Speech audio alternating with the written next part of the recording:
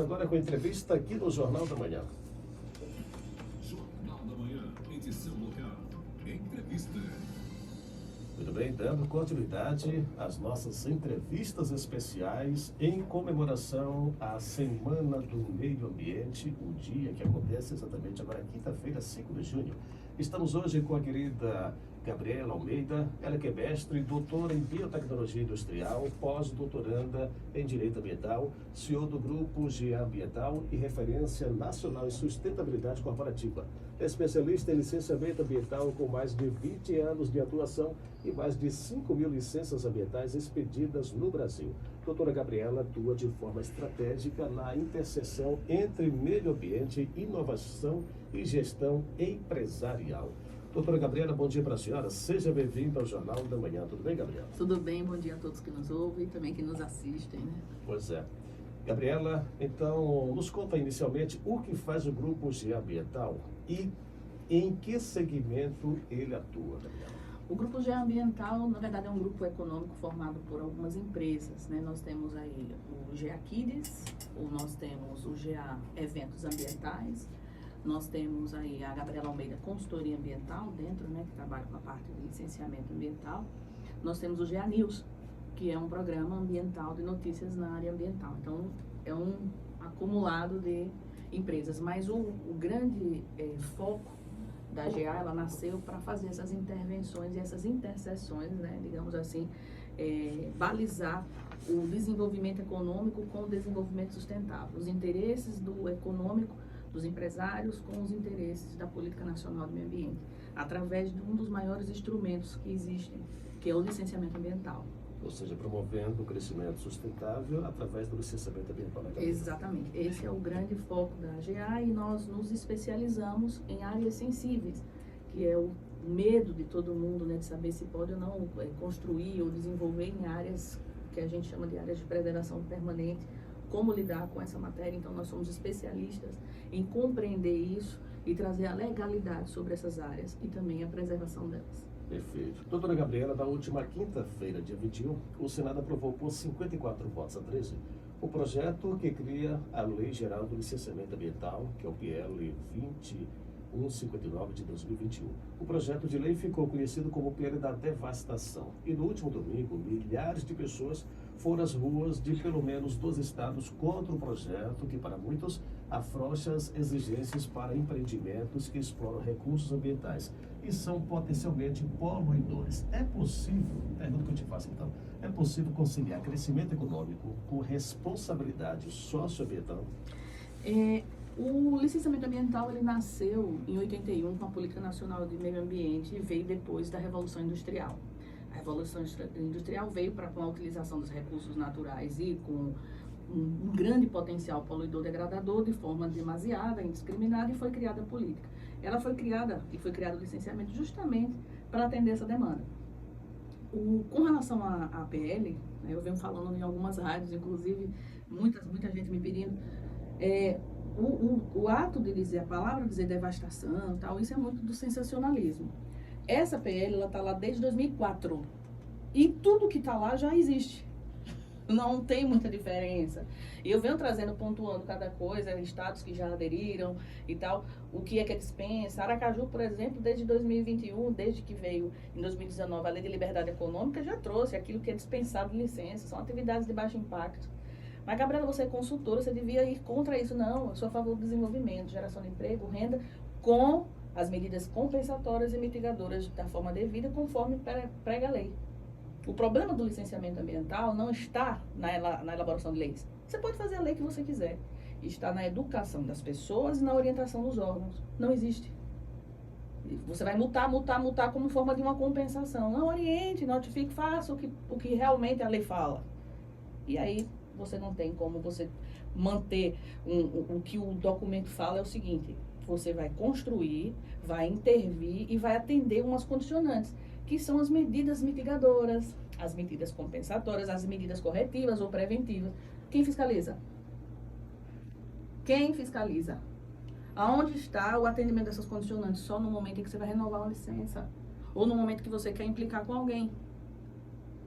Fora isso, no Brasil, é muito raro, pouquíssimos órgãos fazem um monitoramento preventivo, que é essa função de você melhorar, de você reduzir o uso dos recursos naturais e de você diminuir a poluição e atenuar aquele dano. Aí vem, cara, ainda é um instrumento de moeda de troca. E o que está preocupado é só isso. Não facilite muito, porque aí eu não tenho como dizer, olha, ou você faz assim, ou a coisa é assim, e eu não tenho esse documento para você agora. E é só o documento, o empresário fica louco pelo documento. E depois engaveta. Porque ninguém tem mais nada a ver depois do documento entregue. Essa é a grande verdade. E que goste quem quiser, eu sou consultora, estudo isso há mais de 20 anos e é o que eu sei fazer. Inclusive, hoje eu sou acadêmica também de Direito. E vou me especializar na área de Direito Ambiental também. Apesar das minhas todas as graduações ser nessa área. Por quê? Porque eu quero trabalhar a favor da prevenção do meio ambiente. Em defesa do direito econômico. Porque a gente tem que desenvolver. Não tem para onde correr. Gabriela, você falou uma coisa importantíssima, que é a satanização, muitas vezes, de algumas leis, porque é isso que alguns, né, usam, e isso, inclusive, é um mote político para muitos. Como é que nós estamos, eu diria assim, do ponto de vista educacional, quando se fala em meio ambiente, você só fala depois dos efeitos. Como é que você vê essa política de educação ambiental que não é praticada? Você que vai me dizer se é praticada ou não. Quais seriam as carreiras que deveriam se debruçar para essa convivência, o progresso que ele vai acontecer e, de fato, o processo de mitigação desses impactos? Você sabe que o Brasil é um país politizado. Todas as pessoas que ocupam os cargos públicos, sejam em prefeituras, em órgãos ambientais, estatais, federais, que sejam, são geralmente cargos comissionados de confiança, não necessariamente preparados. Você já viu a educação ambiental falar só de mudinha? Olha, bota uma plantinha ali sem nem entender o que são os biomas ou que relação isso tem com as mudanças climáticas. A educação ambiental não é falar de mudinha. Não é falar de planta, não estou desmerecendo nem desprezando a mudinha. É importante a arborização, o reflorestamento de grandes áreas, sim. Mas o que a gente tem que falar é desenvolvimento sustentável. A educação ambiental nasceu para isso, para que você compreenda. Mas o ponto principal não é as escolas, não sou eu ali fazendo trabalho pontual. Isso tinha que partir nos milhões investidos em publicidade, na publicidade orientativa. O Estado, o Brasil, o governo tinha que investir em orientação, mas isso não é falado, é deixado. E você só sabe disso quando o calo aperta. Então, mas aí você errou, mas como eu não sabia que eu tinha que errar? Tudo bem, você não pode usar o argumento que não sabia da lei, mas ninguém sabe mesmo, não. São leis embrionárias, emaranhados de legislação e quem deveria lhe orientar, não lhe orienta. Então, você não tem educação ambiental. Nós não temos educação, no geral, né? Mas imagina ambiental, entender o que é essa seara. Quando os órgãos fazem educação ambiental, essas coisas, você vai ver plantando mudinha, botando planta no meio de um canteiro. Enquanto centenas de processos de licenciamento estão lá parados, que vão gerar emprego, renda, condição e melhoria para o próprio meio. Quais são as etapas do licenciamento que você acredita que eles trariam de fato eficácia? Você falou algo importante.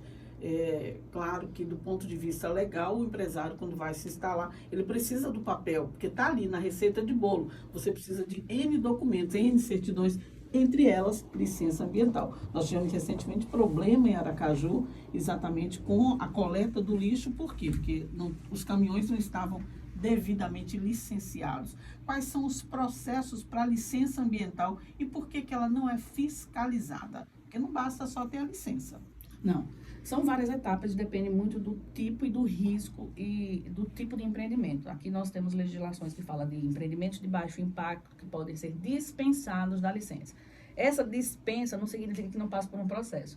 E acredite, pasme, tem processos de dispensa que passaram mais de anos para sair. Por isso que vem a PL trazendo a LAC. Você vai lá e declara, mas isso não quer dizer que é de qualquer jeito. Mas, pelo menos, você diminui essa tramitação. Nós temos as licenças simplificadas, que eu brinco que de simples não tem nada. Ela, na verdade, é uma junção das 3 etapas ordinárias em um processo só, para que diminua o tempo de mora, porque na licença ordinária, que são para atividades de alto impacto, que utilizem os recursos naturais e têm um potencial poluidor degradador maior, mais relativo, mais significativo, nós temos a licença prévia, que analisa a área, e tem a licença de instalação, que analisa os projetos, e a de operação depois que tudo está instalado. E isso leva tempo na LP. Tempo para ele... Aí na simplificada juntou tudo isso. Então, dependendo do tipo de atividade, do entendimento e consolidação da atividade dentro do parâmetro do local, porque, por exemplo, aterro sanitário já é consolidado, mas é uma briga danada por ele. Tem lugares como São Paulo que nem exige mais até 200 toneladas mais aí a rima nem nada, porque já é consolidado, todo mundo sabe o que é. Mas tem lugares que mesmo assim vão exigir várias coisas, enfim, que a gente não sabe se a função é para realmente o meio ambiente ou para prejudicar o desenvolvimento daquilo que é tão essencial. Um exemplo. Assim é para outros empreendimentos, seja imobiliário, seja, enfim. Então, a questão da fiscalização, você recebe um documento de fato. O empresário precisa de documento, porque o banco só libera recursos com licença, as coisas e tal. Isso já é uma regra política do próprio banco e de outras entidades financiadoras. Porém, a licença é um documento que é emitido e ela não para ali. Ali é o começo dela, porque ela tem todo um aparato de instruções para você seguir, para você mitigar.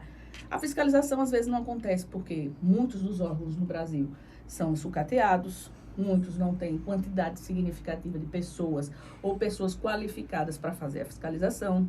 Então, para ter um sistema para monitoramento de condicionantes, então acaba que o foco fica só na emissão do documento e aí a gente não tem, de fato, o que rege a Política Nacional de Meio Ambiente, que é as medidas atenuantes da poluição e da degradação do uso dos recursos. Gabriela, ontem nós falamos aqui sobre o crescimento das cidades e a necessidade do plano diretor.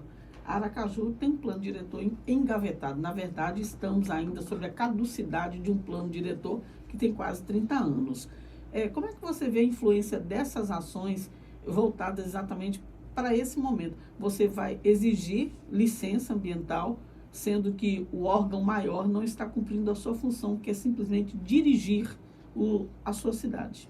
Isso traz muita insegurança jurídica, mas eu tenho uma ressalva a ser feita. Ainda bem que não foi aprovado, porque ele precisa ser reavaliado. Tem muitas inconsistências, muitos equívocos e que travaria muito mais o desenvolvimento. Você poderia apontar, citar algumas que você tem consciência?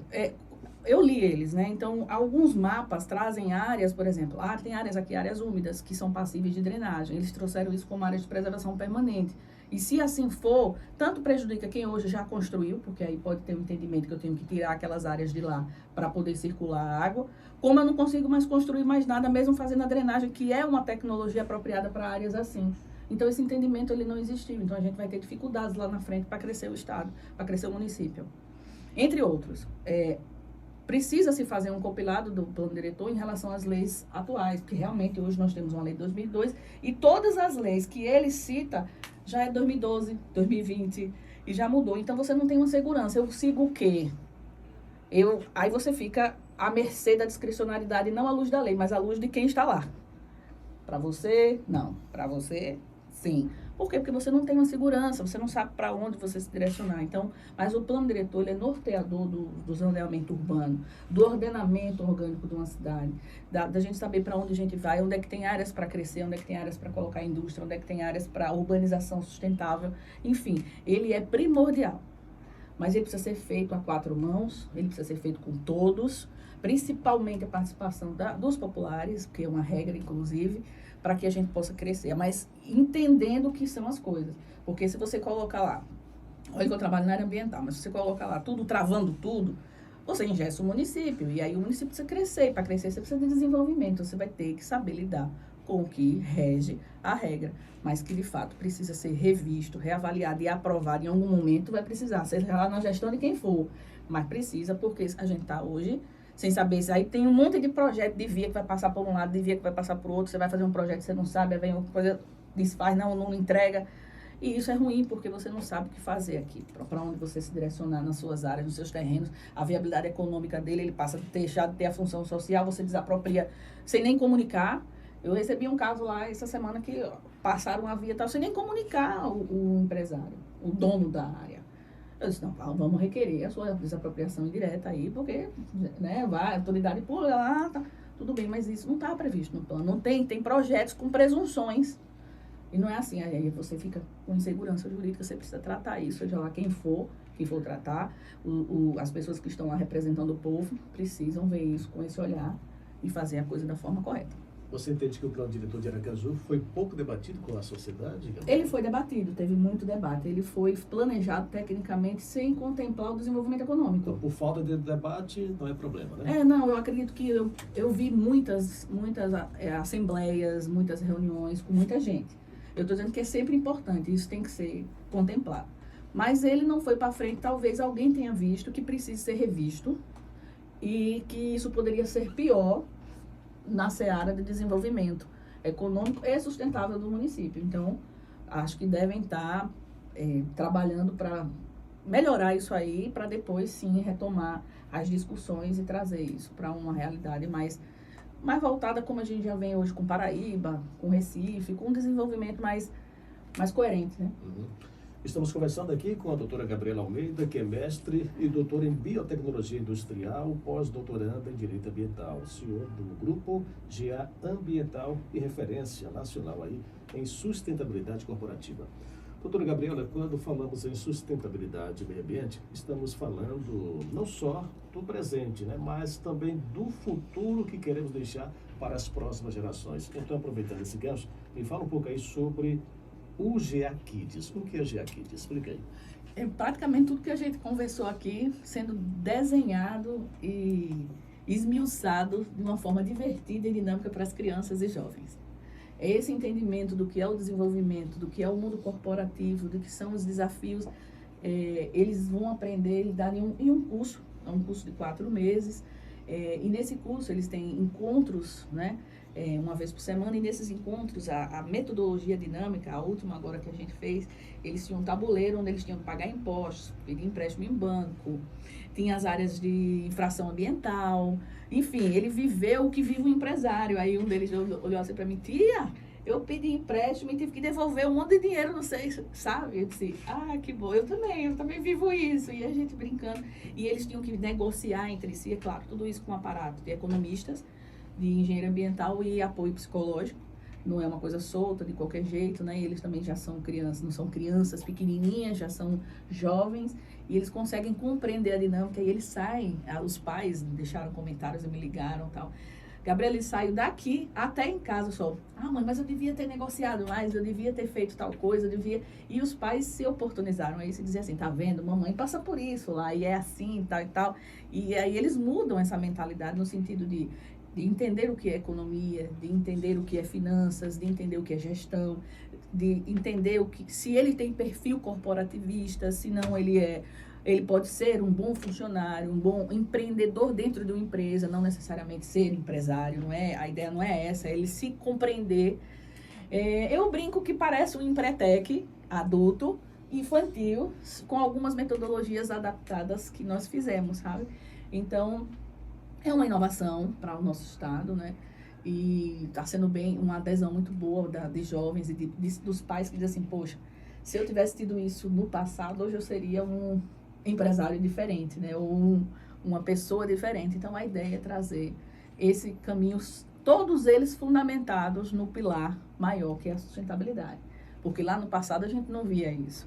Hoje isso é uma regra, né? Para você conseguir investimentos, entre outras coisas, o seu negócio tem que ser sustentável. Então, a gente traz as 3 esferas, que são os 3 pilares do desenvolvimento humano e econômico, dentro de um curso para jovens. Gabriela, a gente costuma muitas vezes buscar exemplos de outros países, de algo que deu certo, ou às vezes nem deu tão certo, mas o brasileiro ele tem mania de copiar. Você teria um país que você pudesse dizer, este tem uma economia que caminha ao lado da sustentabilidade, respeita o meio ambiente e o progresso traz qualidade de vida para as pessoas? Você citaria quais países? Eu citaria a Noruega. Ela é um país de primeiro mundo, um país em que você não vê resíduos são todos tratados, que você tem arborização dentro dos encaminhamentos corretos, você tem políticas específicas, você tem retorno dos impostos para as atividades. As pessoas lá Elas não... A gente tem um monte de carro, tem um monte de coisa, porque você não quer usar o transporte público lá, você usa porque você tem orgulho de usar, é muito bem colocado, porque o dinheiro é bem investido nisso. Mas também tem uma coisa que eu não vou culpar só governantes e tudo, é a questão cultural. Lá eles são educados para isso, né? A Suíça também é assim. Então são lugares em que você vê tudo muito bem ordenado, desde da estrutura física às pessoas, elas respeitam isso. Educação ambiental que está, inclusive, no próprio currículo escolar deles, desde a infância. E desde a infância, são todos de forma, então eles vivem lidando com aquilo, vendo esses desenvolvimentos, tudo isso que a gente está criando um curso paralelo, eles veem no dia a dia da dinâmica, então eles são educados a viver aquilo. Então eu citaria esses dois como minhas referências, que são países que eu estudo muito sobre eles, até mais do que o próprio Japão, que também é muito desenvolvido, mas tem alguns outros gargalos. Esses são realmente países bem interessantes que acredito eu que se um dia a gente trabalhando essa educação hoje, talvez esses meninos de hoje, amanhã, tenham esse pensamento e possam mudar o rito e a gente ser um país ainda aí de fato de primeiro mundo, claro. Aí vem dessa área econômica, vem política, tal, toda uma circunstância, né? Aqui tem ouvinte questionando a questão dos famosos jeitinho brasileiro para conseguir uma licença, porque a maioria das pessoas dizem que o progresso passa por cima das pessoas. E a questão da obtenção das licenças, existe jeitinho brasileiro para conseguir licença ambiental? Jeitinho não, existe jeitão, minha filha. Jeitão, jeitinho, jeitado. Existe tudo isso. Acabei de dizer que a licença ainda é uma moeda de troca. Isso é um crime.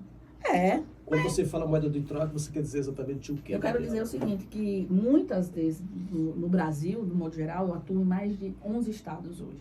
E tenho uma experiência de mais de 20 anos, que inclusive está em um livro que nós vamos lançar no final do ano, onde eu conto os bastidores disso, claro, sem citar o nome de ninguém, mas explicando o que é que acontece.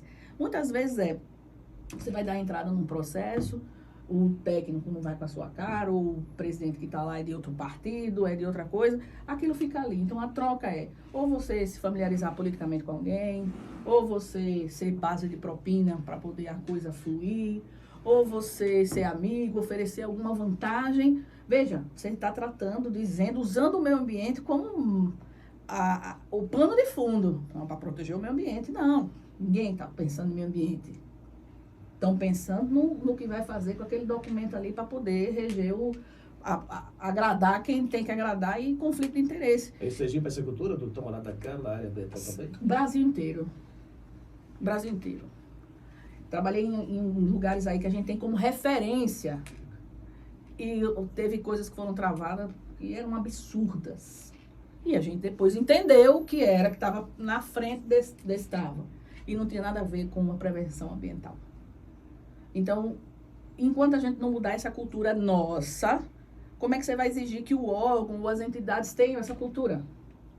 E quem trabalha contra o sistema, muitas vezes eu já trabalhei contra o sistema, fui levada de cacetada. Eu que fui chamada de ser a propineira, não sei o quê. Por quê? Porque eu fui trabalhar contra. E tive que sofrer as amarguras da dor de responder a muitos processos, a coisas assim, sem eu ter feito. Graças a Deus, mostrando minha dignidade ao final. Mas o nome que sai é assim. Por quê? Porque Gabriela libera ali, Gabriela... E ninguém foi lá ver as duras cargas de quando foi 2 anos brigando por um processo. É quando sai, diz, saiu assim. Eu digo, glória, nem que fosse verdade. Os órgãos de controle social, como é que eles trabalham nesse sentido? Porque eles também fiscalizam. Que órgão é esse? Os tribunais não atuam nessa questão? Veja, eu ainda não sou advogada. Não posso nem me advogar em causa própria. Mas, veja, hoje, assim como os órgãos ambientais, muitos órgãos de controle social ou outros tantos, eles infelizmente acabam sendo induzidos a ter o mesmo comportamento.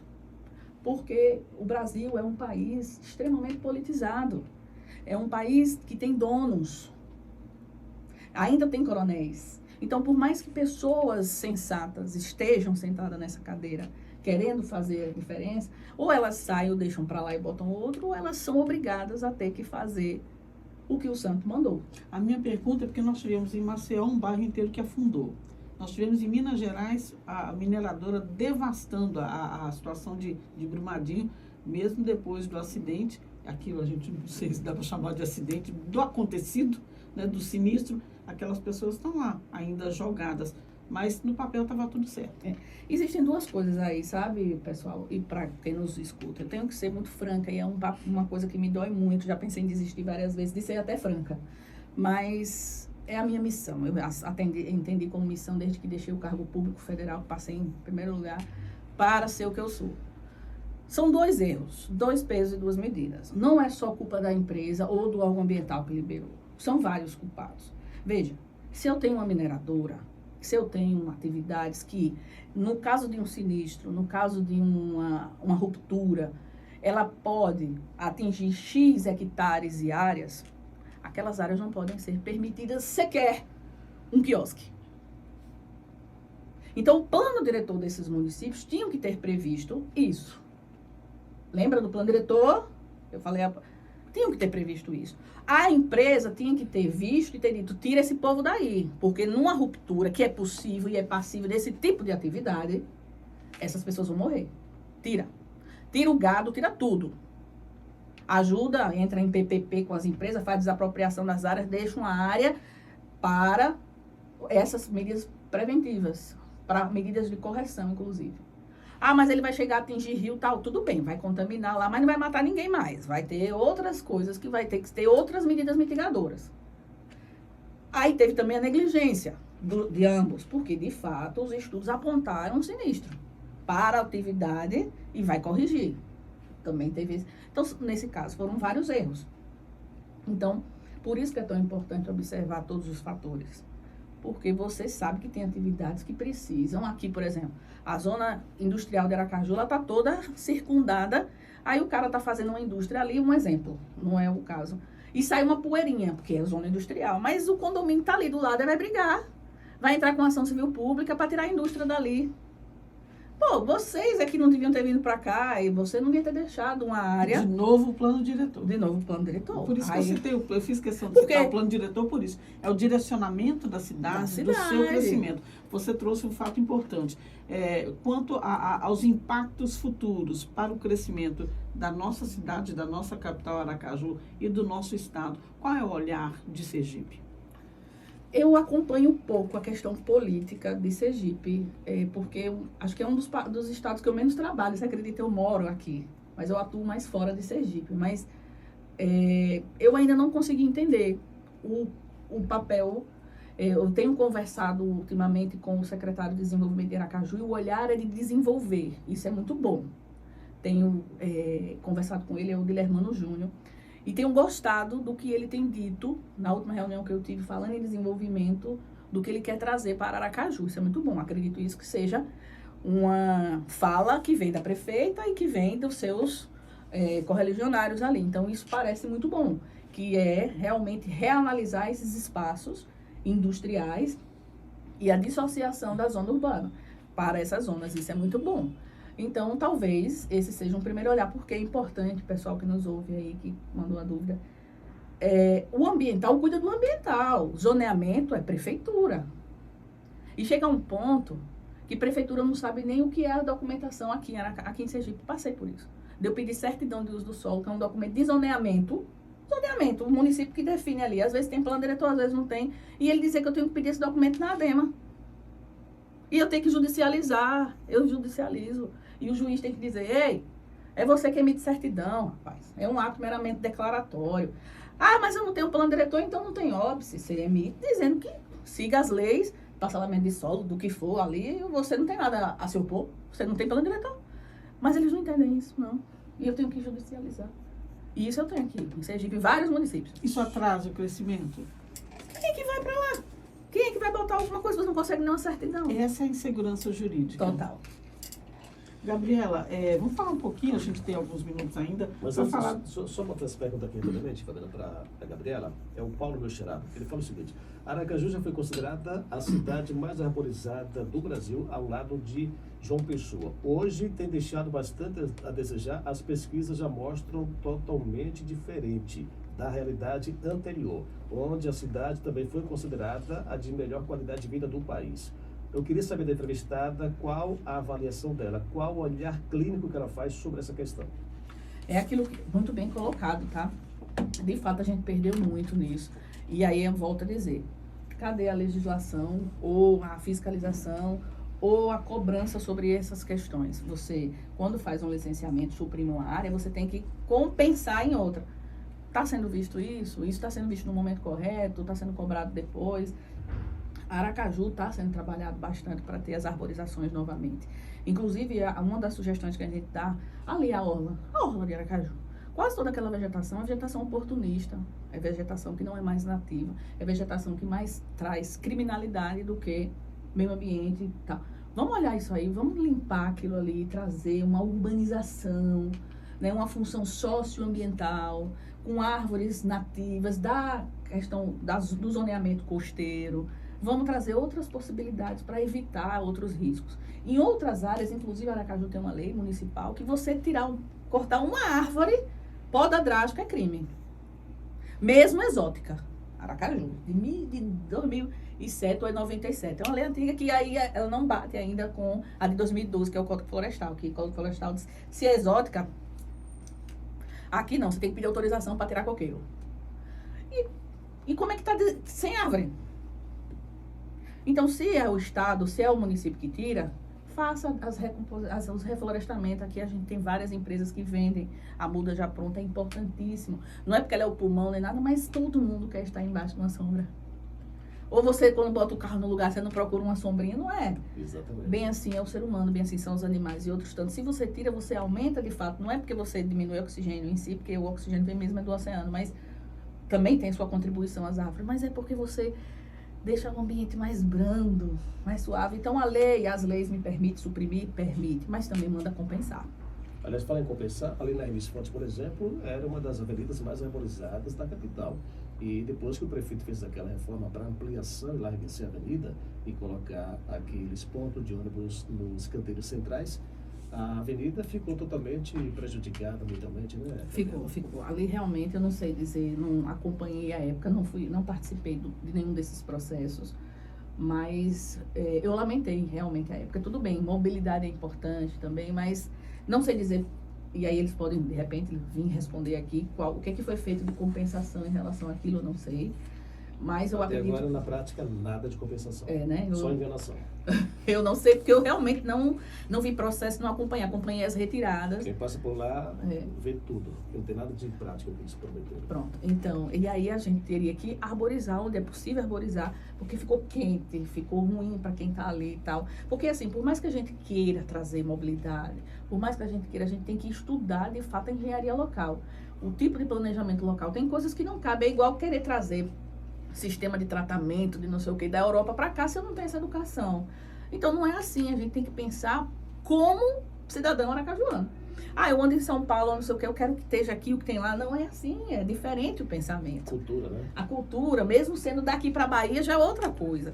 Então, vamos pensar por aqui. E será que isso realmente trouxe essa situação toda? Será que se mantivesse assim, conseguisse colocar horários estratégicos, abrir algumas avenidas mais laterais, enlarguecer algumas outras ruas, enfim. Eu não sou especialista em engenharia de trânsito nem de circulação, mas será que não poderia ter sido visto?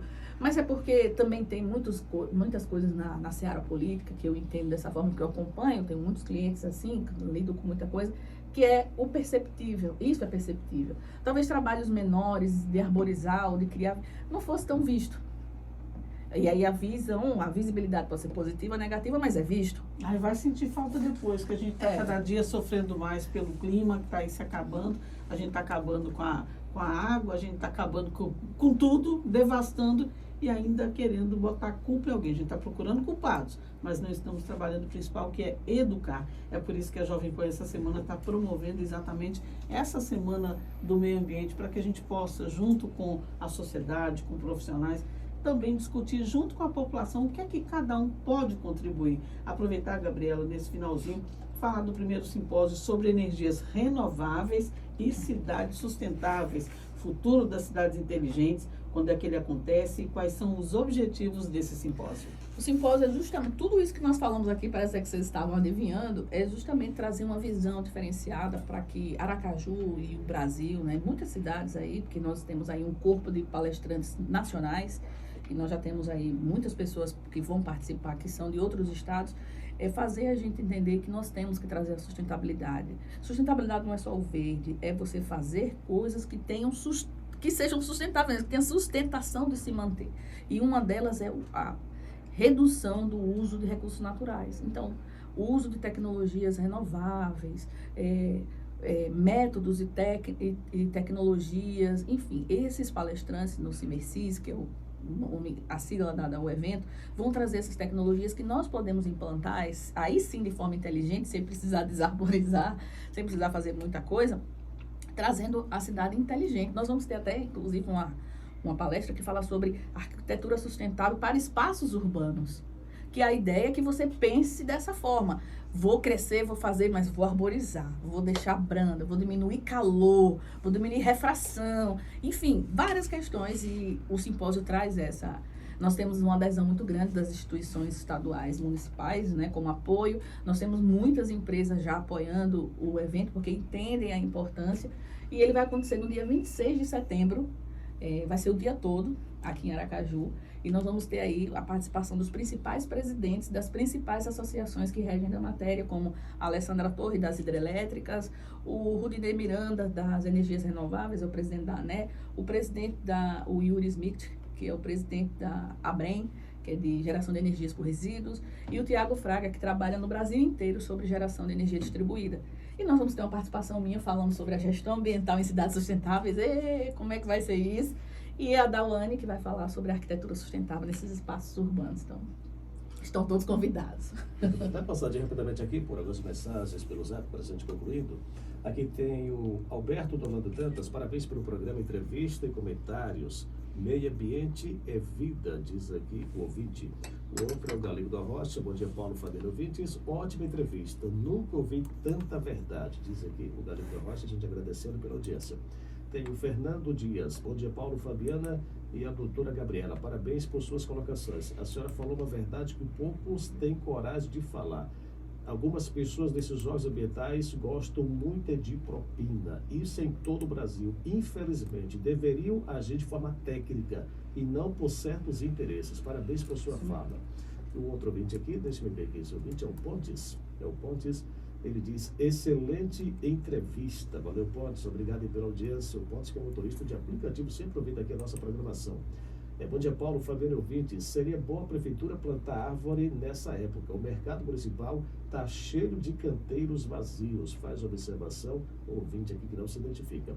O outro ouvinte é o Francisco José. Bom dia a todos vocês da Jovem Pan. Entrevista maravilhosa. Aracaju precisa plantar muitas árvores e voltar a ser aquela capital gostosa onde a gente gosta de morar. Infelizmente, gestões anteriores não respeitaram o meio ambiente e deixaram a cidade totalmente sem um amparo legal. Parabéns pela entrevista. E para a gente concluir, a mensagem aqui do ouvinte, deixa eu ver aqui esse ouvinte aqui, se ele se identifica, é o Rubens Fonseca. Bom dia, Paulo, bom dia, Fabiana. Parabéns para essa jovem, se referindo a Gabriela. Obrigada pelo seu convênio, fiquei feliz.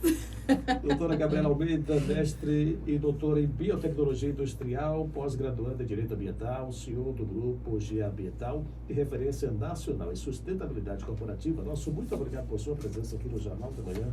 Parabéns pelo seu trabalho, pelo seu compromisso com o meio ambiente, doutora Gabriela. Eu que agradeço a todos que nos ouvem e vamos torcer para que a gente tenha um futuro mais consciente.